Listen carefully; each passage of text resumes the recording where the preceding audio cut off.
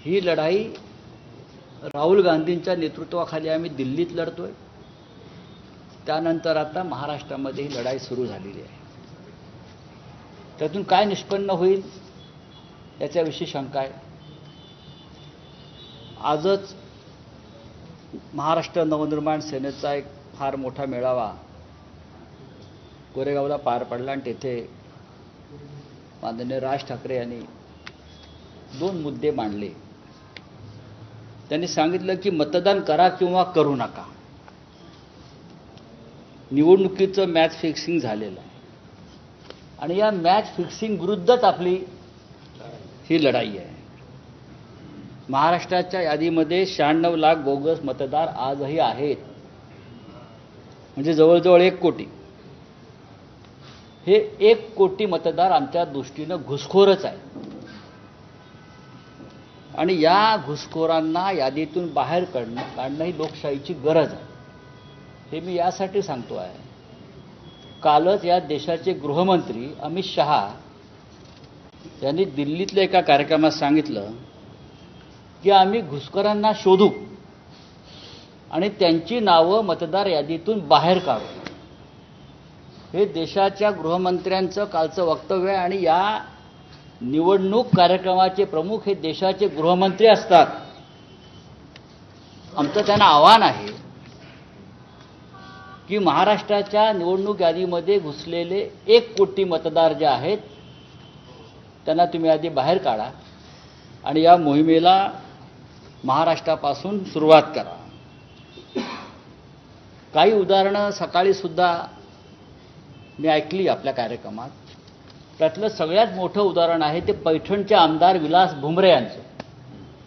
जाहीर व्यासपीठावर त्यांनी सांगितलं की माझ्या निवडणुकीत मी 20,000 मतदार बाहेरून आणले, त्यांना मतदार केलं आणि त्याच्यामुळे मी जिंकू शकतो. याच्यापेक्षा पुरावा काय पाहिजे? एक आमदार सांगतो आहे. दुसरं म्हणजे मला वाटतं बेलापूरच्या आमदार मंदा म्हात्रेंचं सुद्धा फार महत्त्वाचं वक्तव्य आहे. त्या म्हणतात, यापूर्वी मी लढवलेल्या सर्वच निवडणुकांमध्ये पूर्वी बोगस आणि दुबार मतदारांची यादी निवडणूक आयोगाला दिली होती, मात्र ती नावं कधीच कमी झाली नाहीत. अनेक ठिकाणी अधिकारी आणि कर्मचारी पैसे घेऊन बोगस मतदारांची नोंदणी करतात. हे सत्ताधारी पक्षाचे आमदार सांगतायत. नवी मुंबईतील ऐरोली विधानसभा मतदारसंघात 41,000 आणि बेलापूर विधानसभा मतदारसंघात 35,000 दुबार आणि बोगस मतदार आहेत. हे सत्ताधारी पक्षाचे आमदार सांगतायत. बुलढाण्यातले एक सत्ताधारी पक्षाचे आमदार संजय गायकवाड यांनी सांगितलेलं आहे की बुलढाणा जिल्ह्यामध्ये 1 लाखापेक्षा जास्त बोगस मतदार नोंदवले गेले. याचा अर्थ लोकसभा निवडणुकीमध्ये जो त्यांचा खासदार जिंकला हा बोगस मतदारांच्या मदतीनं जिंकलेला आहे.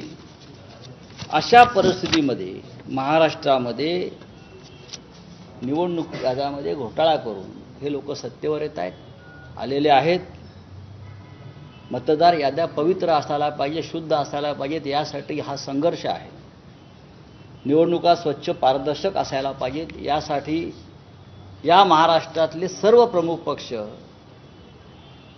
सत्ताधारी वगळून लढतायत.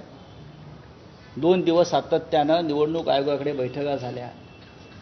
त्यात माननीय शरद पवार साहेब होते, उद्धव ठाकरे साहेब होते, राज ठाकरे साहेब, जयंतराव दोन्ही बैठकांना उपस्थित होते, शशिकांतराव शिंदे होते, आमच्याकडले लोक होते, कॉम्रेड प्रकाश रेड्डी होते, त्यांच्या पक्षाचे लोक होते, कॉम्रेड नवले होते, समाजवादी पार्टीचे लोक, सगळे प्रमुख पक्ष उपस्थित असून आम्ही ज्या आमच्या भूमिका मांडल्या त्या मानायला ते तयार नाही. आणि आमच्या याद्या ह्या सदोष नाही, काय म्हणतात, निर्दोषच आहेत. खरं म्हणजे निवडणूक आयोगानं गुन्हेगारी स्वरूपाचं कृत्य केलेलं आहे आणि ते ऐकायला तयार नसतील तर त्यांना असं एकंदरीत सगळ्यांचं एकमत असं झालेलं आहे आमच्या पक्षाचं प्रमुख की यांना दणका द्यावा लागेल आणि तो रस्त्यावर उतरून द्यावा लागेल. मी फक्त एका वाक्यात पुढलं एक पाऊल जे आहे ते ठरलेलं सांगतो आणि त्यानंतर